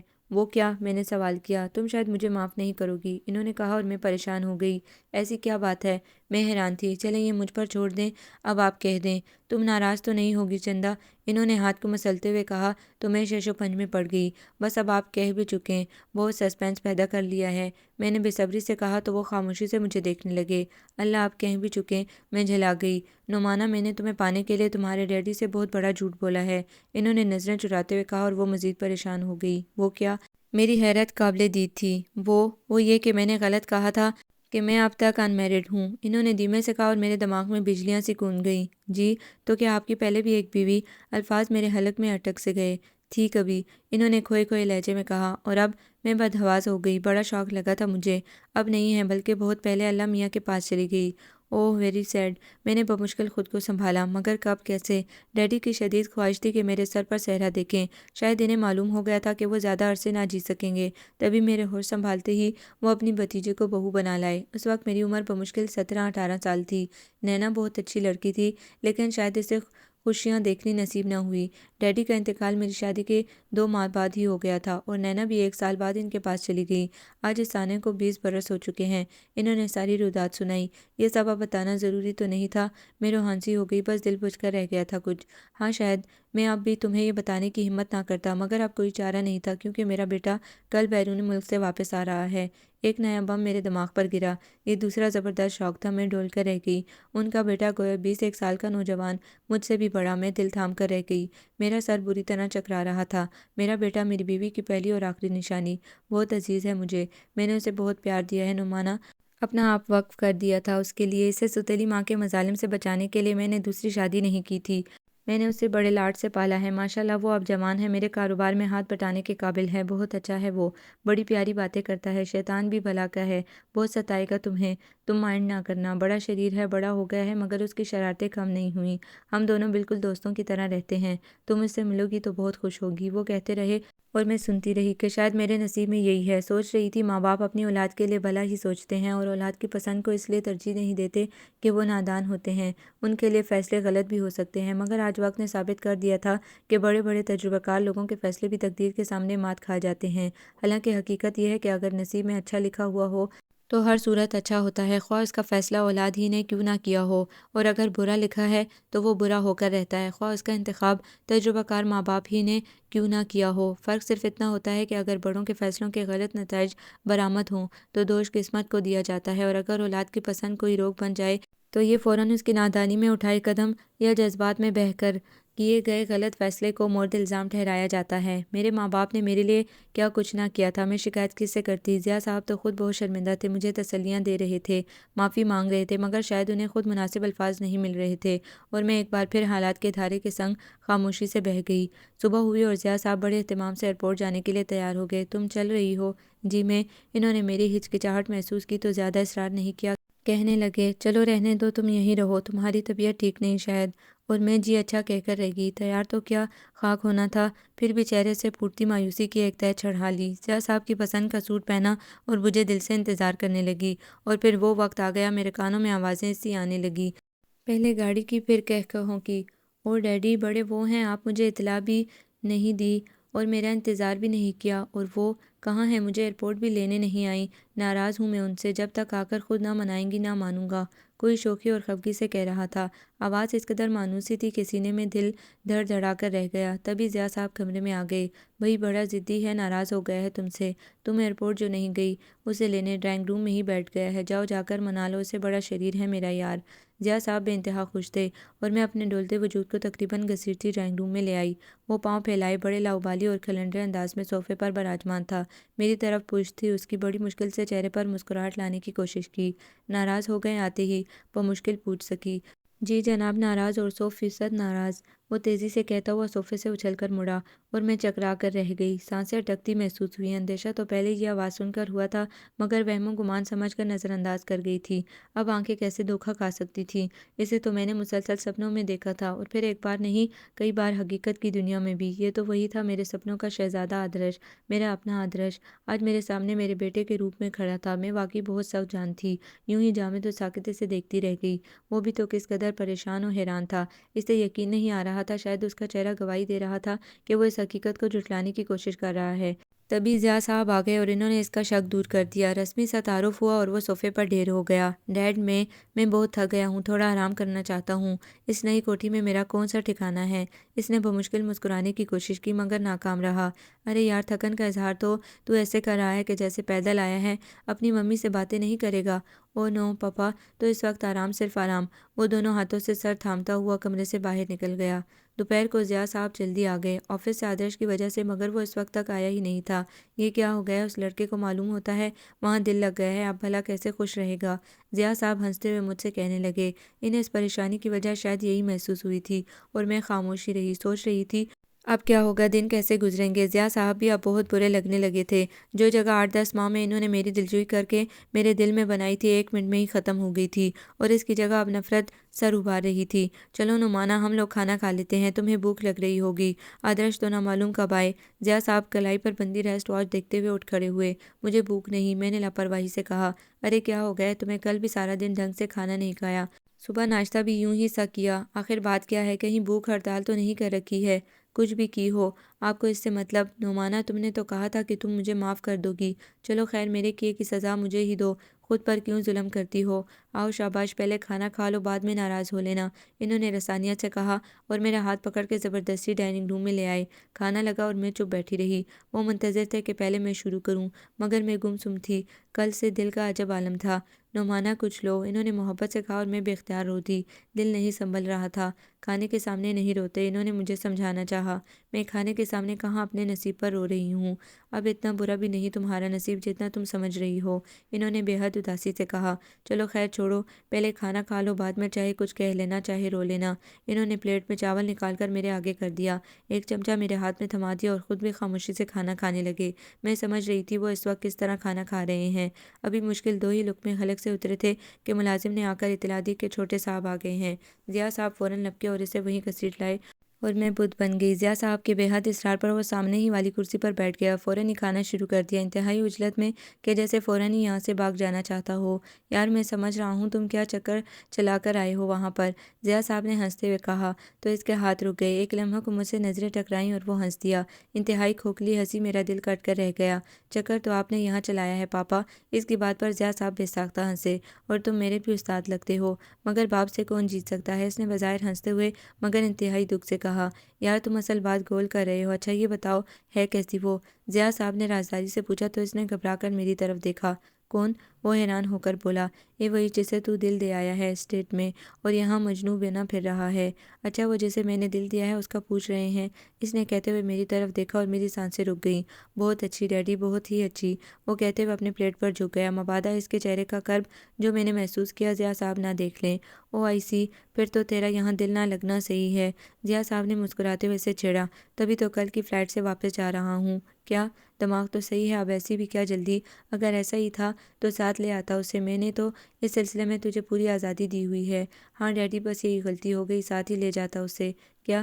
ضیاء صاحب نے حیرانی سے کہا تو وہ بوکھلا سا گیا۔ میرا مطلب ہے ساتھ ہی لے آنا تھا اسے، اب کہیں میرے پیچھے کوئی اور ہی نہ لے اڑے۔ ارے نہیں یار، ایسا کیسے ہو سکتا ہے؟ بھلا کس میں ہمت کہ میرے بیٹے کی پسند کی طرف آنکھ بھی اٹھائے؟ اور اگر میرا بھی باپ نکلا تو؟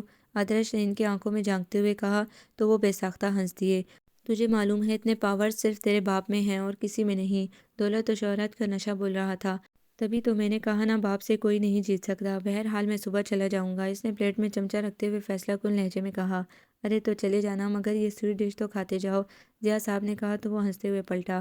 نہیں ڈیڈی، آپ تو میرے حصے کی سویٹ ڈش بھی آپ ہی کھائیں، وہ کہتے ہوئے کمرے سے باہر نکل گیا اور اس کے اس زمینی جملے پر میں تڑپ کر رہ گئی، جبکہ ضیاء صاحب کچھ نہ سمجھتے ہوئے ہنس دیے۔ بڑا شریر ہے، کچھ زیادہ ہی سیریس ہو گیا ہے اس کے معاملے میں۔ چلو اچھا ہے اپنا گھر بسائے، میری تو یہی خواہش ہے کہ اسے اس کی من پسند بیوی ملے اپنے باپ کی طرح۔ ضیاء صاحب نے بڑے پریم سے مجھے دیکھتے ہوئے کہا اور میں سختی سے ہونٹ بھینچے ہوئے کھڑی ہو گئی۔ ارے تم نے بھی سویٹ ڈش نہیں لی، آپ ہی کھائیں۔ میں آگے بڑھی۔ نعمانہ پلیز۔ انہوں نے میرا ہاتھ تھام لیا۔ کھانے سے ناراضگی نہیں کرتے، چھوڑیں میرا ہاتھ۔ میں نے ایک جھٹکے سے اپنا ہاتھ چھڑایا اور کمرے سے باہر آ گئی۔ بیڈ پر ڈھیر ہوئی تو یوں لگا میلوں کی مسافت طے کر کے آئی ہوں۔ دل پانی پانی ہو کر آنکھوں سے باہر نکلا تو وہ جا رہا تھا، دل کا غبار دل ہی میں لیے، مجھے برا بھلا کہے بغیر، میری مجبوریوں کا مذاق اڑائے بغیر، مجھے پھر کوئی الزام دیے بغیر۔ اف خدایا، اس طرح تو وہ گھٹ گھٹ کر مر جائے گا۔ کاش وہ آ کر مجھ سے وہ سب کہہ دے جو اس کے دل میں ہے۔ میں سب برداشت کر لوں گی، اور اگر مر بھی گئی تو کوئی بات نہیں، مگر وہ سلامت رہے۔ یا خدا اسے سلامت رکھنا۔ میں نے بلک بلک کر اس کی سلامتی کی دعائیں مانگی۔ ضیاء صاحب کمرے میں آئے تو میں یوں منہ پر ہاتھ رکھ کر پڑ گئی جیسے سو رہی ہوں۔ انہوں نے بھی مجھے جگانا مناسب نہ سمجھا اور خاموشی سے تیار ہو کر باہر نکل گئے۔ بیگم صاحبہ اٹھیں تو کہہ دینا صاحب میٹنگ میں گئے ہیں۔ وہ ملازم کو ہدایت کرتے ہوئے چلے گئے اور میں سوچنے لگی ضیاء صاحب ہیں نہیں اور آدرش اپنے کمرے میں موجود ہے اور مجھے یقین تھا کہ وہ سویا نہیں ہوگا، کیوں نہ اس کے پاس جا کر اسے اپنا حال دل سناؤ، مگر ہمت ہی نہیں ہوئی۔ اور پھر کس منہ سے جاتی، اس نے کون سا صدیوں کا وعدہ لیا تھا، صرف 1 سال ہی کی بات تھی، سو میں اتنا بھی انتظار نہ کر سکی، اس لیے چپ چاپ پڑی نیند بہاتی رہی اور یہی سوچ کر دل بھر بھر آیا کہ وہ صبح چلا جائے گا اور پھر مجھے یقین تھا وہ کبھی واپس نہیں آئے گا۔ اف خدایا، اسے کس طرح روکوں، اس کے جانے کا سوچ کر ہی دم گھٹ رہا تھا، جبکہ اس کے آنے پر میں سوچ رہی تھی کہ اس کی موجودگی میں اس گھر میں کس طرح رہوں گی۔ میں اپنے انہی خیالوں میں گم تھی کہ دروازے پر ایک ہلکی سی کھڑکھڑاہٹ ہوئی اور میں ہڑبڑا کر بیٹھ گئی۔ آدرش، لبوں سے ایک سسکی سی نکلی اور دل سے اٹھتا ہوا دھواں آنکھوں میں پھر دھند بن کے چھا گیا اور اس دھند کے اس پار وہ کھڑا تھا۔ نعمانہ، بڑے توقف کے بعد اس نے پکارا اور میں سسک اٹھی۔ آدرش، آدرش، تم جو چاہے کہہ لو آدرش، میں کچھ نہیں کہوں گی، جتنا چاہے طنز کر لو، چاہے برا بھلا کہو، بے وفا کو جو دل میں آئے کہہ دو، میں ایک لفظ بھی نہیں بولوں گی، اپنی صفائی میں بھی کچھ نہیں کہوں گی، مگر آدرش تم میرے غموں کا حساب نہیں لگا سکتے، میں نے روکے ہوئے کہا اور وہ حیران حیران مجھے تکنے لگا۔ تم غلط سمجھ رہی ہو نعمانہ، میں تم سے وہ کچھ کہنے نہیں آیا جو تم سوچ رہی ہو، مجھے تو تم سے کوئی شکایت نہیں، اور پھر اس میں تمہارا قصور بھی کیا ہے، وہ تو بس لڑکیوں کی قوم ہی ایسی ہے، خواہ مخواہ انہیں انتظار کرنے کا کہتے ہیں، جبکہ ہمیں معلوم ہے اس معاشرے میں لڑکی کس قدر مجبور و بے بس ہے۔ میں جانتا ہوں لڑکی چاہے کسی دور میں پیدا ہو، چاہے کتنے ہی اونچے اور آزاد خیال گھرانے میں کیوں نہ آنکھ کھولے، مگر اس کی تقدیر کی باغ ڈور خدا کے بعد اس کے بڑوں کے ہاتھ میں ہوتی ہے، اسے اپنی زندگی کا سب سے بڑا اور اہم فیصلہ کرنے کا بھی اختیار نہیں ہوتا، اور چاہے کتنی ہی کوئی منہ پھٹ لڑکی کیوں نہ ہو، اس لمحے ایک بے زبان بکری سے زیادہ نہیں ہوتی، اسے جہاں ہانکا جاتا ہے وہ خاموشی سے چل دیتی ہے، ان کی اپنی کوئی پسند کوئی مرضی نہیں ہوتی، وہ جس گھر میں آنکھ کھولتی ہے وہی کرتی ہے جو ماں باپ کی پسند ہو، شوہروں کے گھر تو ان کی مرضی کے مطابق چلنا ہوتا ہے، مجھے سب اندازہ ہے، پھر اس سلسلے میں تم سے کوئی شکایت کرنا یا تمہاری مجبوریوں کا مذاق اڑا کر تمہیں دکھ دینا سراسر حماقت ہے، اور پھر ہم دونوں کا غم بھی تو ایک ہی ہے، تم نے بہت کچھ پا کر بھی کچھ نہیں پایا اور میں نے بہت کچھ پا کر بھی ایک لمحے میں کھو دیا، مگر وہ لمحے، وہ باتیں، وہ یادیں میری زندگی کا حسین سرمایہ ہیں، میری حیات ہے نعمانہ، میں ان کے سہارے زندگی گزار دوں گا، اور پھر زندگی سب کچھ پا لینے کا تو نام نہیں، وہ غموں سے چور چور دل پر جبر کیے آنسوں کو ضبط کیے بڑے مدھم انداز میں بہت کچھ کہہ گیا تھا، اور اس سمے وہ انسان نہیں دیوتا محسوس ہو رہا تھا، بہت بلند و بالا، مجھے یقین نہیں آ رہا تھا کہ ایسے بھی مرد ہوتے ہیں، میں آنکھیں پھاڑے اسے دیکھ رہی تھی، مجھے تو یوں بھی وہ تمام جہاں سے مختلف لگا تھا، اور اب تو کوئی اور ہی مخلوق لگ رہا تھا، دراصل میں تمہاری ایک امانت تمہیں واپس کرنے آیا تھا، میرے کچھ بولنے سے پہلے اس نے کہا اور میں حیران ہو گئی۔ امانت؟ کیسی امانت؟ میں نے آج تک اسے دیا ہی کیا تھا سوائے غموں کے، پھر وہ کس امانت کا ذکر کر رہا تھا؟ یہ تمہاری کیسٹ تھی میرے پاس، یاد ہے ایک دفعہ تم میوزک سینٹر میں مجھ سے ٹکرائی تھی، مجھے حسرت میں ڈوبا دیکھ کر اس نے بڑے دکھ سے کھوئے کھوئے انداز میں مجھے یاد دلایا، اور میں بھلا کب بھول سکتی تھی ان مختصر لمحوں کو، حسین وارداتوں کو، ایک لمحہ نہ لگا مجھے وہ سب یاد آنے میں، اور مجھے یوں لگا کہ جیسے ایک بار پھر میں میوزک سینٹر پہنچ گئی ہوں، بے اختیار کسی کا ٹکرنا، اور پھر وہ نیلی نیلی آنکھوں کا سحر نشہ بن کر میرے وجود میں اتر گیا، وہ خواب کا سا سما تھا کہ جب دم فضا گنگنا اٹھی تھی۔ اف میرے خدا، میں نے چکراتا سر تھام لیا تو وہ بھی خیالوں کی وادی میں لوٹ آیا۔ یہ کیسٹ تم وہیں چھوڑ آئی تھی، میں نے اٹھائی تھی، مگر تم اس قدر جلدی وہاں سے بھاگی کہ تمہیں دنیا ہی بھول گئی، یا شاید دینے کو دل ہی نہ چاہا۔ ایک ڈور سی بن گئی تھی، ایک بہانہ سا مل گیا کہ اسے دینے کے بہانے کسی بھی دن تمہارے در پر پہنچ جاؤں گا، لیکن تمہاری پسند میری زندگی بن گئی، اور یوں اسے دینے کا ارادہ میں نے ترک کر دیا۔ میں نے ہر لمحہ، ہر گھڑی اسے اپنے پاس رکھا ہے، گھر میں، گھر سے باہر، جہاں بھی جاتا اسے ہی سنتا، اور تمہاری موجودگی کا احساس دو چند ہو جاتا، اور یوں تنہا ہو کر بھی میں کبھی تنہا نہ رہا۔ مگر اب اس پر میرا کوئی حق نہیں۔ اس نے کیسٹ میرے بیڈ پر اچھال دی، اور ایک بار پھر صبر کا پیمانہ چلکا تو ضبط کا یارہ نہ رہا۔ میں بے اختیار رو دی۔ نہیں آدرش، نہیں، ایسا تو نہ کہو، ایسا تو نہ سوچو، سارے ناطے ایک دم ہی تو نہ توڑو۔ میں جانتی ہوں میرا تم سے کوئی رشتہ ناتا نہیں تھا، نہ ہے، مگر بہت مختصر وقت میں تمہارے بہت قریب آ گئی تھی آدرش، بہت انجانے میں نے تمہیں اپنا سب کچھ سمجھ لیا تھا آدرش، میں اپنا آپ بھول گئی تھی، اور اب میں مر جاؤں گی آدرش۔ میں پھوٹ پھوٹ کر رو دی، اور وہ ہونٹ چباتا ہوا ایک دم گونگ گیا۔ میں جانتی تھی وہ اپنی آنکھوں کی نمی، اپنے دل کا کرب مجھ سے چھپانا چاہتا ہے، وہ میرے سامنے رونا نہیں چاہتا، مگر ضبط اب اس سے بھی نہیں ہو رہا تھا۔ وہ کمرے سے باہر نکلنے لگا تو میرا دم گھٹنے لگا۔ میں بے اختیار چیخی، رک جاؤ آدرش، پلیز نہ جاؤ۔ میں سب کچھ بھول گئی تھی کہ اس کا اور میرا اب کیا رشتہ ہے۔ مجھے معلوم تھا کہ وہ اب ایک لمحے کو نہ رکے گا اور ہمیشہ کے لیے چلا جائے گا، مگر پھر بھی میں چاہتی تھی وہ کبھی نہ جائے، ہر صورت میں یہیں رہے۔ اس کے جانے کا خیال ہی مجھے پاگل کیے دے رہا تھا۔ میں نے روتے ہوئے صدا دی تو وہ دروازے ہی میں ٹھہر گیا۔ اپنے آپ کو سنبھالو نعمانہ، مگر شاید میں یہاں رہا تو سنبھل نہ سکوں گا۔ تم چاہتی ہو کہ میں اپنی بربادی کا تماشا اپنی آنکھوں سے دیکھوں تو یہ مجھ سے نہ ہوگا۔ اس نے پلٹ کر نہ دیکھا، بس جملہ پورا کیا اور کمرے سے باہر نکل گیا۔ میں سسکتی رہی، نامعلوم کب آنسو تھمے اور ضیاء صاحب آ گئے۔ میں نے منہ پھیر لیا تو وہ مسکرا دیے۔ ناراض ہے ہماری رانی ہم سے؟ وہ آگے بڑھے اور میں پیچھے کھسک گئی۔ تبھی وہ چونکے، ارے یہ کیسٹ کیسی ہے، بہت پسند ہے شاید۔ انہوں نے بیڈ سے کیسٹ اٹھا لی۔ ہم بھی تو دیکھیں کیا بات ہے اس میں جو اتنی عزیز ہے کہ ساتھ لے کر سویا جا رہا ہے۔ وہ ٹیپ کی طرف بڑے، کیسٹ لگائی اور بٹن پش کیا۔ آمنے سامنے آئے ہم، ایسے دیکھتا ہے کوئی آئینہ جیسے۔ اوف خدایا، میرا پورا وجود ڈھل گیا۔ خدا کے واسطے ضیاء صاحب بند کر دیں اسے۔ میں ہذیانی کیفیت میں چیخی تو وہ حیرانی سے مجھے دیکھنے لگے۔ ان کی سمجھ میں نہیں آ رہا تھا کہ مجھے ہو کیا گیا ہے۔ وہ خاموشی سے کمرے سے باہر نکل گئے۔ کیسٹ چلتا رہا اور میں تصورات میں ایک دوپہر سے دوسری دوپہر تک کا حسین سفر طے کرتی رہی۔ رات ذہن پر جو شدید بوجھ اور دباؤ لیے سوئی تو دوسری صبح دیر سے ہی آنکھ کھلی۔ اب تک سر درد سے بوجھل تھا۔ ناشتہ اپنے کمرے میں ہی منگوا لیا کیونکہ رات کھانا نہ کھانے کی وجہ سے بھوک سی محسوس ہو رہی تھی، لیکن چائے کا پہلا گھونٹ لیتے ہی میں چونک گئی۔ ضیاء صاحب اب تک کمرے میں نہ آئے تھے، نہ ہی ان کی آواز آ رہی تھی۔ گھبرا کے وال کلاک پر نظریں دوڑائیں تو دل دھک سے رہ گیا۔ 9:30 بج رہے تھے تو گویا آدرش بے تحاشا دوڑتی ہوئی اس کے کمرے میں پہنچی اور دروازے ہی میں اٹک کر رہ گئی۔ اجڑا ہوا کمرہ بتا رہا تھا کہ وہ جا چکا ہے۔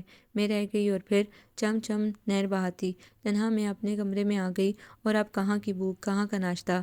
پین اور لیٹر پیڈ اٹھایا اور ضیاء صاحب کو چند الوداعی جملے گھسیٹ ڈالے، جس کا لب و لباب صرف یہ تھا کہ میں ان کے ساتھ بقیہ زندگی نہیں گزار سکتی، اور پھر کچھ کپڑے وغیرہ پیک کیے، ٹیکسی پکڑی اور گھر آ گئی۔ ڈیڈی مجھے بے وقت آتا دیکھ کر حیران ہوئے تو ممی ایک دم پریشان ہو گئی۔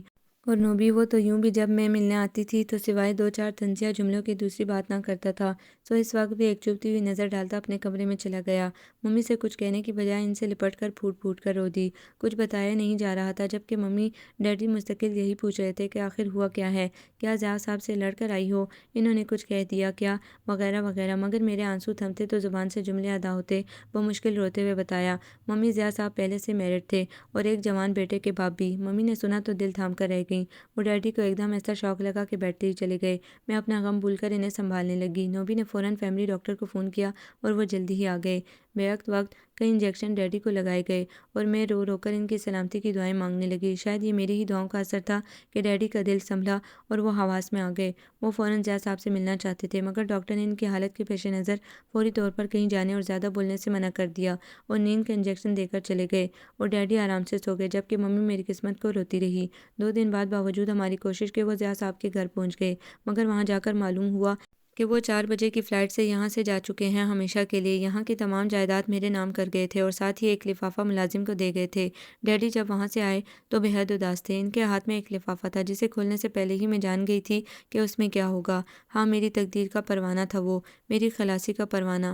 اس سونے کے پنجرے سے رہائی کا پروانہ جسے میں خود چھوڑ آئی تھی۔ زندگی عجیب ڈگر پر چل نکلی تھی، نہ پہلی سی کوئی بات تھی نہ شوخی، ہر شخص اپنی جگہ خاموش تھا۔ دور دیوار سے ایک عجیب سی اداسی ٹپکتی تھی۔ ہاں البتہ نوبل کو ایک اچھا موقع ہاتھ آ گیا تھا۔ اٹھتے بیٹھتے اس نے مجھ پر طنز کے تیر برسانے شروع کر دیے۔ دیکھا میں نہ کہتا تھا بڈھا ہے، آخر نکلا گزرٹ۔ میری بات نہ مانو گی تو یوں ہی برباد ہوگی، اگر میری بات مان لیتی تو یوں نہ اجڑتی، مگر نہیں، تم سب کو تو دولت کی چمک دمک نے اندھا کر دیا تھا۔ بڑا دولت کا نشہ تھا، بڑا حسن کا غرور تھا، رہ گئی نہ ساری کایا پلٹ کر، وہ طنز کرتا۔ اور اس کی ان تمام جلی کٹی باتوں کا جواب میرے پاس سوائے خاموشی کے کچھ نہ تھا۔ آنکھوں میں بے بسی کے آنسو لیے میں اسے دیکھتی رہ جاتی، اور میں سوچتی نوبل اور آدرش میں کتنا فرق ہے، مرد نظریات کتنے مختلف، نوبی کتنے گھرے ہوئے کلمات سے مجھے نوازتا، جبکہ آدرش کتنا عظیم تھا۔ نوبل نے سب کچھ اپنی آنکھوں سے دیکھا تھا، مگر پھر بھی میری بے بسی کا مذاق اڑاتا ہے، جبکہ آدرش نے کچھ نہ جانتے ہوئے بھی مجھے ہی بے قصور جانا۔ نوبی کی باتیں جب زیادہ تڑپاتی تو وہ مسیحا بن کے سامنے ہوتا کہ جس کے پاس اپنے غموں کا علاج نہ تھا، مگر مجھے تسلی دے جاتا۔ نعمانہ زندگی سب کچھ پا ہی لینے کا تو نام نہیں۔ اور اس دن جب نوبل کمرے میں داخل ہوا تو میں سنبھل کے بیٹھ گئی، پتہ نہیں کیوں اسے دیکھتے ہی میں اپسیٹ سی ہو جاتی تھی۔ یہی لگتا ہر لمحے کہ اب کچھ کہے گا اور اب کہے گا۔ ہیلو نعمانہ، کیا کر رہی ہو؟ خلاف توقع بڑے خوشگوار موڈ میں اس نے پوچھا تو میں حیران ہوئی۔ وہ کچھ نہیں، یہ میگزین دیکھ رہی تھی۔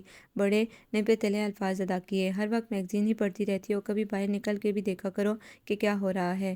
بس موڈ ہی نہیں ہوتا، میں نے کہا تو وہ فوراً بولا، موڈ نہیں ہو پاتا یا وہ بہت یاد آتے ہیں؟ میں سوچ رہی تھی نوبی کہ خلاف معمول آج تم نے آتے ہی کوئی طنز کیوں نہیں کیا؟ یہ بات تو پہلے ہی کہہ دیتے کہ اب ذہنی طور پر تیار رہتی یہ باتیں سننے کے لیے۔ میں نے زخمی مسکراہٹ کے ساتھ کہا تو وہ ایک دم چپ ہو گیا۔ نعمانہ ذرا توقف کے بعد وہ بولا، خدا کی قسم یہ سب باتیں کہنے کا مقصد تمہیں کوئی دکھ دینا نہیں ہوتا، بلکہ اپنے غموں کا اظہار ہوتا ہے جو تم نہیں سمجھ سکتی۔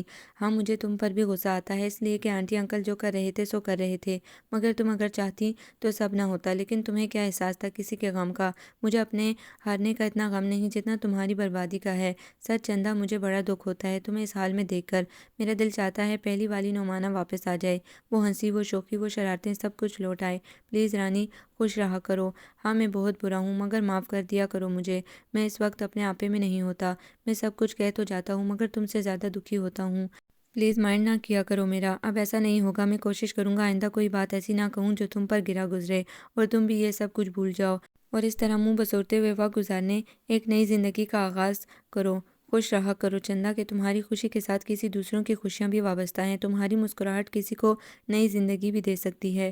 وہ جذبات کی رو میں بہتا بہت کچھ کہہ گیا تھا، اور میں آنکھیں پھاڑے سے دیکھ رہی تھی کہ اتنی اچھی اچھی باتیں کرنے والا نوبی ہی ہے یہ نوبی تم ہو؟ ایمان سے یقین نہیں آ رہا، سچ کہو یہ آج سورج کدھر سے نکلا تھا؟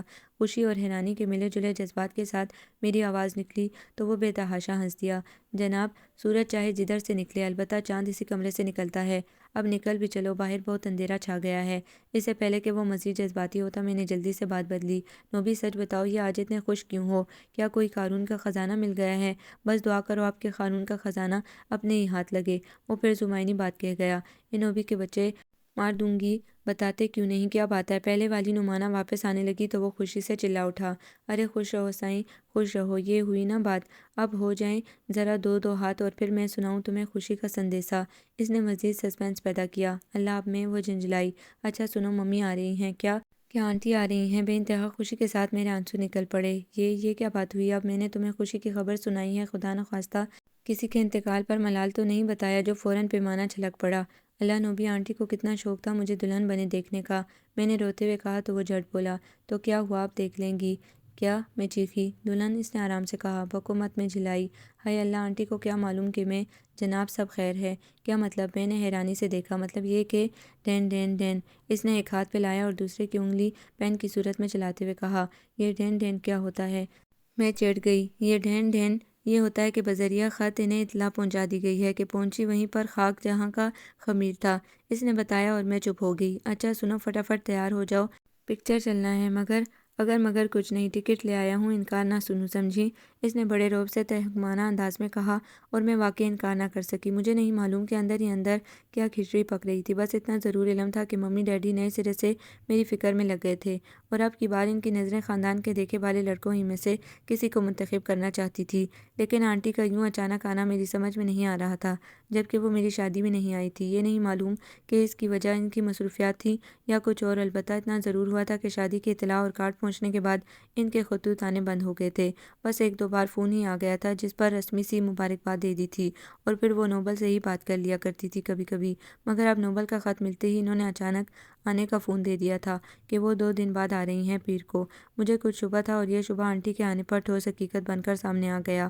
میں مانتی ہوں آنٹی کی محبت کو، جانتی تھی کہ وہ کتنا مجھے چاہتی ہیں، اور یوں باوجود دل نہ چاہنے کے میں ان کی چاہت کے سامنے ہار گئی۔ ممی ڈیڈی کے سامنے من مانی کرنی چاہتی تو اس بار ان کے حکمیہ جملوں کے بجائے ان کی التجاؤں اور آنسوؤں نے مجھے پگھلا دیا، اور آنٹی کے سامنے تو یوں بھی کچھ نہ کہہ سکی۔ انہوں نے بڑے پریم سے مجھے منایا، بڑے پیار سے مجھے سمجھایا، بڑی چاہت سے گلے لگایا، اور ان کے اس خلوص و محبت پیار نے ایک بار پھر مجھے بے زبان بنا دیا۔ ایک دن پہلے ہی وہ میرے پاس سے گزرتے ہوئے سرگوشی کر گیا تھا: جان نوبی، جذبے اگر صادق ہوں تو ملنا ناممکن نہیں رہتا، خدا تکمیل کے مراحل نکال ہی دیتا ہے۔ اور میں سوچتی رہ گئی تھی کہ جذبہ تو میرا بھی صادق تھا اور آدرش کا بھی، مگر کچھ مہربانیاں تقدیر کے ہاتھ بھی تو ہوتی ہیں۔ مجھے یاد ہے اس دن نوبی بڑا خوش تھا، بہت مسرور۔ اس کے قدم زمین پر نہ ٹک رہے تھے، اس کے آنگ آنگ سے خوشی کے سوتے پھوٹ رہے تھے۔ بڑے والہانہ انداز میں اس نے میرا گھونگھٹ پلٹتے ہوئے کہا تھا: دیکھا جانے نوبی، میں نہ کہتا تھا کہ کوئن میری ہے، اسے کوئی نہیں لے جا سکتا، یہ ادھر ادھر کے چاہے کتنے ہی راؤنڈ لے، مگر آئے گی میری ہی پاکٹ میں۔ اور اس کی یہ بات سن کر میرا سر جو اس کے سامنے کبھی نہ جھکا تھا، اس دن جھکا اور جھکتا ہی چلا گیا۔ شاید وقت اور حالات کا تقاضا یہی تھا۔ آپ کو یہ ناول کیسا لگا؟ کمنٹس میں اپنی رائے ضرور دیں۔ ہمارے چینل کو لائک کریں، سبسکرائب کریں، شیئر کریں۔